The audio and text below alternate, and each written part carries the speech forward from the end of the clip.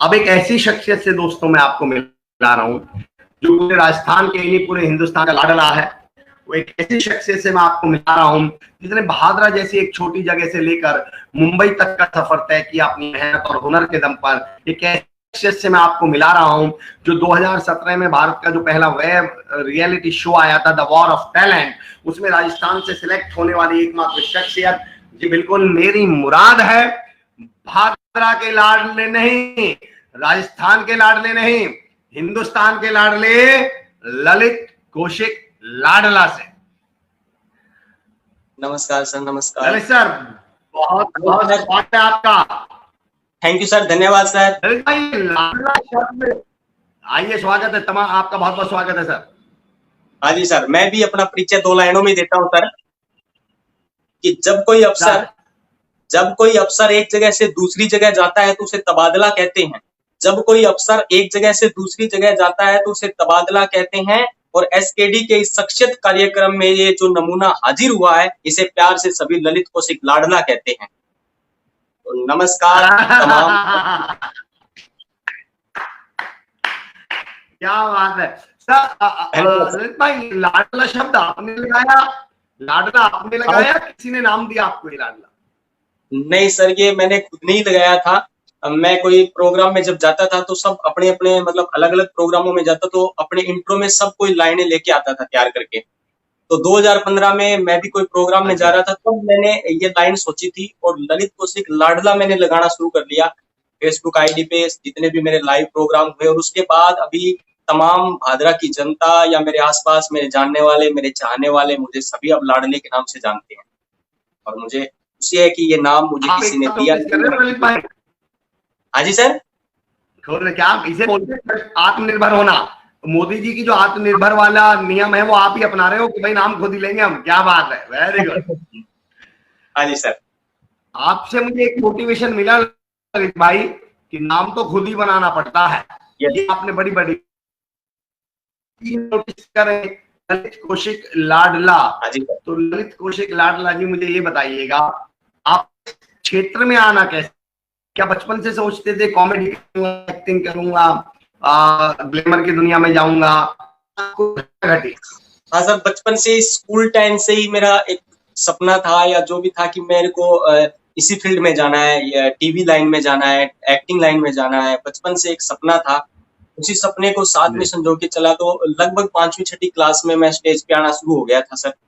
उसके बाद धीरे धीरे करते करते और भगवान ने इतना बड़ा मंच भी दिया और आज मैं अपने आप को सौभाग्यशाली समझ रहा हूँ कि एसकेडी यूनिवर्सिटी के इतने बड़े प्रोग्राम शख्सियत, जिसके अंदर मुरारी लाल जी पारिक आए हों, जिसमें ख्याली जी सारण आए हों, जिसमें पूरे भारत के जाने माने कवि शंभू जी शिखर आए, चेतन भाई भी कल आए। मतलब उनकी इस कड़ी के अंदर मैं इतना बड़ा कोई कलाकार नहीं हूँ, लेकिन मुझे आपका ये जो सौभाग्य प्राप्त हो, मैं तहे दिल से आपका धन्यवाद करना चाहता हूँ एसकेडी यूनिवर्सिटी के शख्सियत प्रोग्राम का, तो इस लॉकडाउन के चलते हम जैसे कलाकारों को मौका मिला सबसे रूबरू होने का।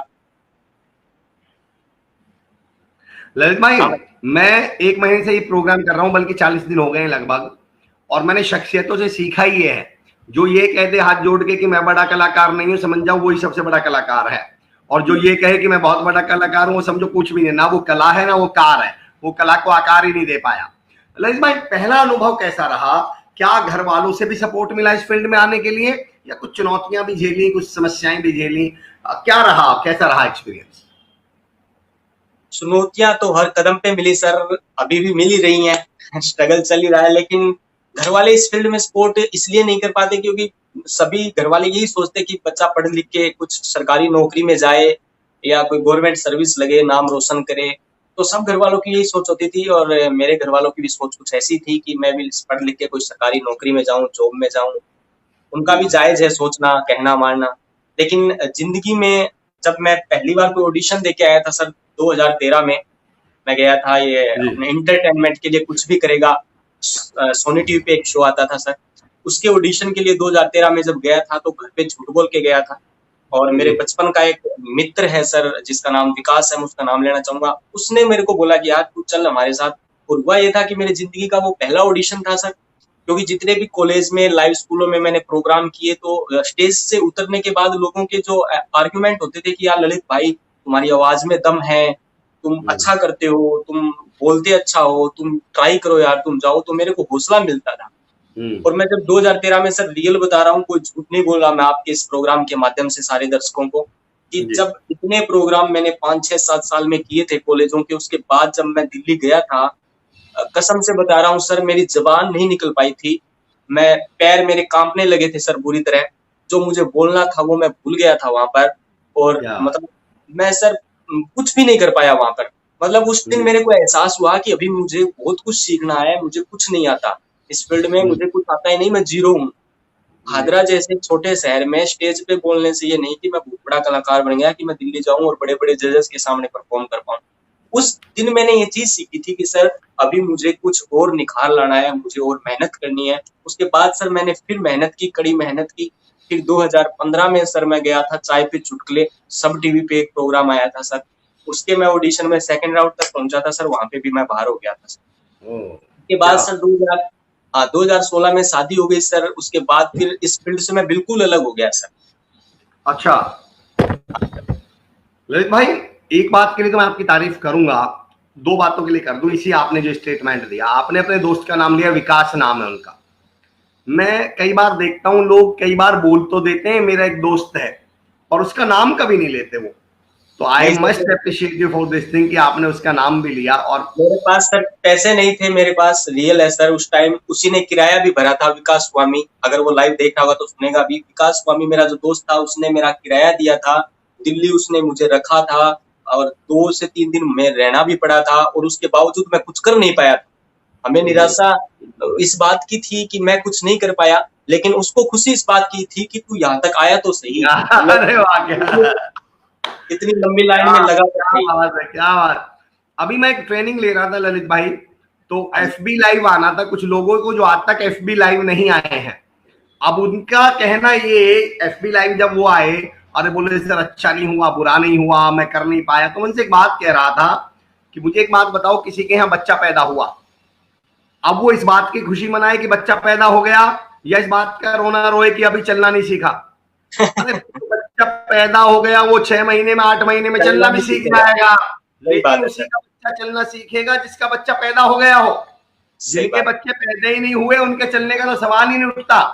सही बात है मशहूर बहुत पसंद है एक शेर कि भटक भटक कर ही सही मंजिल तो मिल ही जाएगी, और गुमराह तो वो हैं जो घर से निकले ही नहीं। आप 2 स्टेज पर जाके अटके, गिरे, भटके, आज तभी तो ललित कौशिक लाडला शख्सियत कार्यक्रम में बैठे हुए हैं। ललित भाई, मेरा एक सवाल, कुछ एक्टिविटी दिखाइए, क्या करते थे आप कॉलेज के टाइम में, स्टेज पर क्या किया करते थे आप? सबसे पहले तो सर मैं 2 लाइनें बता दूं कि मेरे को किसी ने पूछा, यार ललित कौशिक लाडला जी आप करते क्या हो?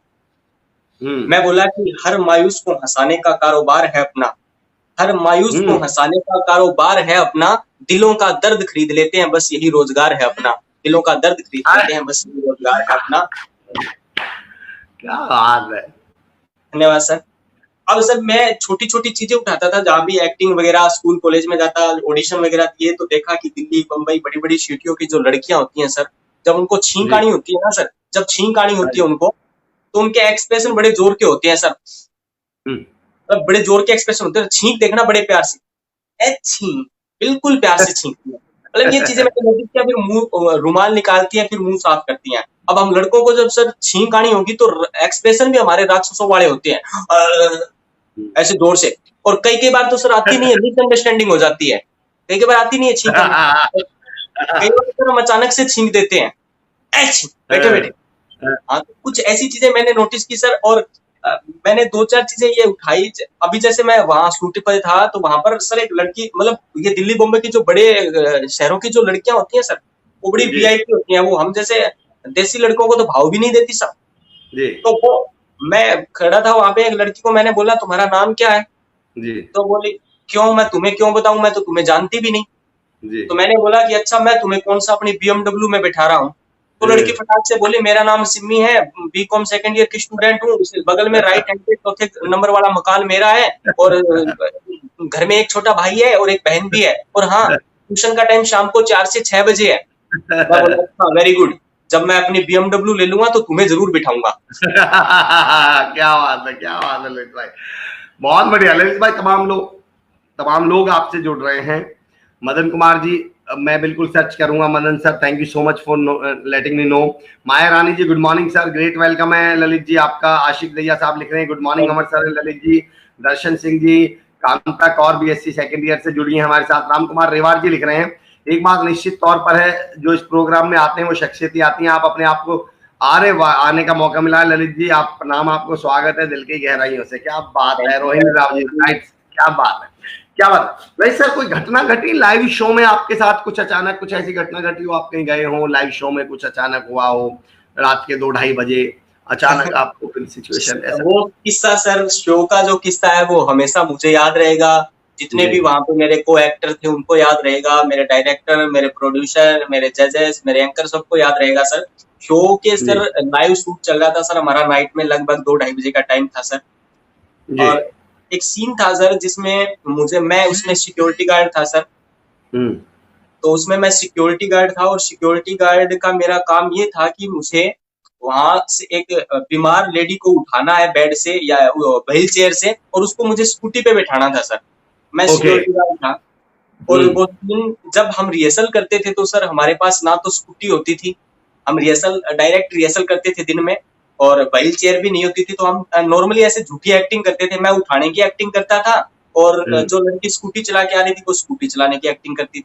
हमने रियल में ना तो स्कूटी यूज की थी सर, और ना मैंने रियल में उस लड़की को कभी उठाने की प्रैक्टिस की थी सर। अच्छा। अब सर लाइव शूट चल रहा था, कैमरा लाइट एक्शन था, जजेस Ismail sir, Mugdha ma'am, Salman sir और राहुल देव सर जो हमारे होस्ट हैं शो के, सब, और पूरी ऑडियंस थी सर। और सीन एकदम बिल्कुल इमोशन वाला सीन था, चल रहा था सीन। अब मेरा जब सीन आया सर कि मुझे उस व्हील चेयर से उस लेडीज को उठाना है और स्कूटी पे बैठाना है, तो मैं सर उस लड़की को कभी प्रैक्टिस किया नहीं था उठाने का। अब मैं उस लड़की को उठाने का प्रयास कर रहा था, पूरी जान लगाई सर, नहीं उठा पाया। 2 से 3 बार ट्राई किया लड़की को उठाने का, नहीं उठा पाया, क्योंकि सर वो वेट में मेरे से ज्यादा थी सर। और मेरे से वेट में ज्यादा, और वो अपने कैरेक्टर में थी सर, क्योंकि वो बीमारी के हालात में है, और ऐसे बिल्कुल उसने एक्टिंग ये कर रखी थी कि वो एकदम मरी हुई है। अब सर मैंने पूरी जान लगा दी सर, मैंने 3 से 4 बार ट्राई किया। डायरेक्टर सर सोचे कि ये कोशिश कर रहा है, उठा देगा। अच्छा। अब 4थी बार मैंने जैसे उठाया जान लगा के, तो खुद मैं नीचे सर, वो लड़की मेरे ऊपर गिर गई धड़ाम से। अच्छा। वो पूरा सीन रीटेक जरूर हुआ, लेकिन सर ऑडियंस की हंसी नहीं थमी।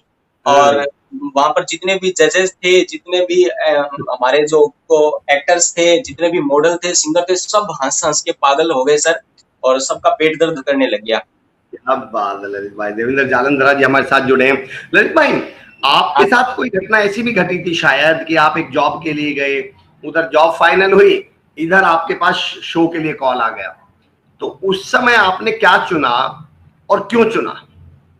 सर जो हर इंसान सर, जो भी कोई काम करता है ना सर, चाहे हम पूरी लाइफ में जितने भी काम करते हैं, एक काम ऐसा होता है सर जिसे करके आपके दिल को खुशी मिलती है, सुकून मिलता है। जिस काम को आप भूखे रहकर, प्यासे रहकर वो काम कर सकते हो, पूरी पूरी रात जागकर वो काम कर सकते हो। और ये चीज मैंने देख रखी थी कि मैं पूरी रात माइक पे बोल सकता हूँ, मैं एक्टिंग करवा लो, मैं कर सकता हूँ, मैं भूखा रहकर एक्टिंग कर सकता हूँ कैमरे के सामने। लेकिन फिर भी मैंने उस टाइम छोड़ दिया था। मेरे को ये लगा कि अब मुझे कोई जॉब या नौकरी की तलाश है, क्योंकि कोई बड़ा मंच मुझे नहीं मिला। तो मैं उस टाइम एक इंटरव्यू देने गया था सर, कंपनी थी एक यमुनानगर में जी। और उससे 3-4 महीने पहले ही मैंने ये TWOT the war of talent, Bharat का पहला वेब थिएट्रिकल रियलिटी शो, जिसका मैंने ऑडिशन दिया था, तब तक उसका कोई रिजल्ट नहीं आया था सर। जब मैं इंटरव्यू देने यमुनानगर गया सर, वहां पर उस कंपनी में, तो वहां मुझे कंप्यूटर ऑपरेटर की जॉब मिली थी, और उन्होंने मेरे को फाइनल कर लिया सर। इंटरव्यू देने के बाद बोले कि सर आप ठीक है, 3 दिन के अंदर अंदर हमें रिप्लाई दोगे। और मुझे लगभग 22,000 के आसपास सैलरी बताई थी उन्होंने। 22,000 रुपए आपको सैलरी मिलेगी, आपको रहना खाना पीना मिलेगा, और आप हमें 3 दिन में रिप्लाई दोगे सर, हमें इमरजेंसी है। मैं बोला ठीक है, मैं खुश था। मैंने लगभग ये सोच लिया था कि अपन ये जॉब है, इसको अपन ज्वाइन करेंगे। तो मैं घर आया, आके अगले दिन सर शाम को ऐसे ही आराम से घर पे लेटा ही था कि मेरे पास एक कॉल आया था सर, और मुझे बोला गया कि हेलो सर, हमारी ललित कौशिक लाडला जी से बात हो रही है क्या? जी। तो मैं बोला हाँ जी, मैं ललित कौशिक लाडला ही बात कर रहा हूँ। तो बोला कि हम द वार ऑफ टैलेंट से बोल रहे हैं, आपने ऑडिशन दिया था? हाँ जी दिया था। तो सर आपका सिलेक्शन हुआ है शो में और आज आपका नाम अनाउंस होगा हमारे यूट्यूब चैनल पे। तो आप अगले 45 डे फ्री हो शूट के लिए। अब सर मैं चक्कर में पड़ गया, मेरे पास दो रास्ते आ गए सर। एक तो 22,000 रुपए की जॉब थी जो घर वालों की भी जरूरत है और मेरी भी जरूरत थी, और एक तरफ मेरा ड्रीम है, एक सपना है कि मैं जहाँ जाना चाहता था। अब दोनों रास्तों पे मैं फंस गया था, लेकिन मैंने दिल की सुनी तो मेरे दिल से एक ही आवाज आई, क्या पता भगवान तुझे क्या मौका देना चाह रहा हो, वहां पर क्या होगा। कभी गया नहीं इतने बड़े लेवल तक, एक छोटे से टाउन, एक छोटे से कस्बे से निकलकर। तो सर मैंने दिल पे पत्थर रखा और मैंने सर TWOT चुन लिया उस टाइम, और वो जॉब अच्छा, छोड़ दी सर। क्या बात है, क्या बात है। और वो जॉब फिर मैंने छोड़ दिया था। उसके बाद फिर मैंने द वार ऑफ टैलेंट 45 दिन का जो शूट था वो खत्म करके आया। वहां पर भी बहुत सारी समस्याएं थी, लेकिन फिर भी ये सोच के ही गया था कि अब कुछ करके ही आना है वापस। क्या बात है। रामकुमार रेवाड़ साहब आपके लिए लिख रहे हैं कि अमर चौधरी साहब, यूं तो गलत नहीं होते अंदाज चेहरों के, लेकिन लोग वैसे भी नहीं होते जैसे नजर आते हैं। ललित लाडला साहब बिल्कुल मासूम से लग रहे हैं, लेकिन बातें दिल को छू रही हैं। मतलब वो ये कह रहे हैं आप कितने भी मासूम हैं, पर आपकी बातों में बड़ी गंभीरता है, बहुत गहरी बातें, और जो दिल से निकलती हैं वो बातें हमेशा ही गहरी होती हैं। कितनी गहरी बातें हैं, साथियों को प्रेरणा लेनी चाहिए, और संघर्ष ही जीवन है। रंजित भाई, आगे की क्या प्लानिंग है? कोई शो वगैरह आ रहा है कुछ अपना? अभी सर पिछले 5-7-10 दिन में लॉकडाउन के चलते यूट्यूब पे काम शुरू किया है सर।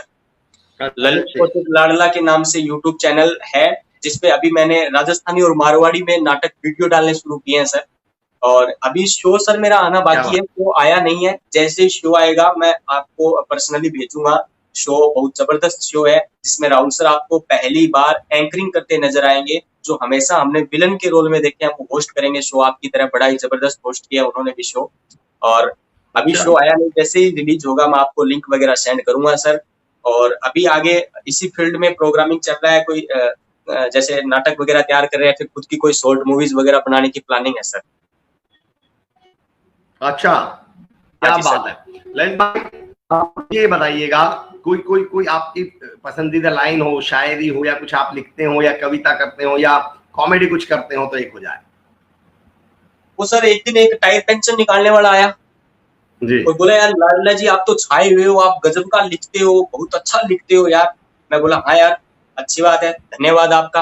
बोला तो यार लाडला जी एक काम कर दो, मेरे लिए भी 2 लाइनें लिख दो अपने प्यार के इजहार करने के लिए, मुझे एक लड़की से प्यार हो गया है।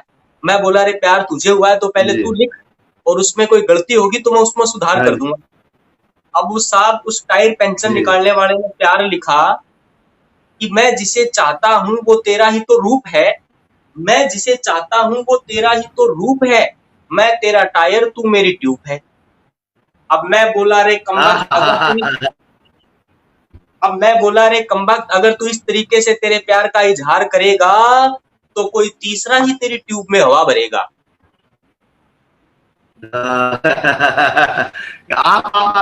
आपके ललित भाई, आप आगे का क्या प्लान कर रहे हैं? कोई मतलब, अब आपने जो यूट्यूब वीडियो भी शुरू किया है, तो उसके पीछे कॉमेडी के साथ मैसेज क्या है आपका?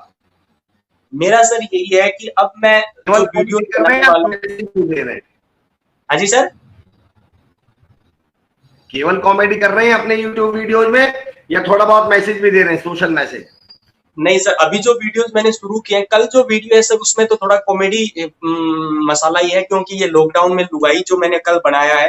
लेकिन इससे पहले 2-3 वीडियो बनाए हैं। जो आगे मेरे वीडियो आएंगे सर, उस हर वीडियो में आपको मैसेज मिलेगा समाज से जुड़ी हुई कुरीतियों से, और समाज के अंदर जो जितने भी हमारी ये पूरी चीजें चल रही हैं उनके विरुद्ध मेरा हर वीडियो में एक मैसेज मिलेगा, विद कॉमेडी, इमोशन और ड्रामा। सारी चीजें मैं स्क्रिप्ट खुद लिख रहा हूँ सर। अभी तक मैंने जितने भी 3-4 वीडियोस बनाए हैं वो स्क्रिप्ट में खुद लिख रहा हूँ सर। और जितने भी वीडियो अभी मारवाड़ी राजस्थानी में बना रहा हूँ, हाँ सर थैंक यू। कोशिश है कि आगे सर मैं हिंदी में लिखूं, और हिंदी के अंदर मेरी वीडियोस भी आपको देखने को मिलेंगी जल्दी सर। क्या बात है।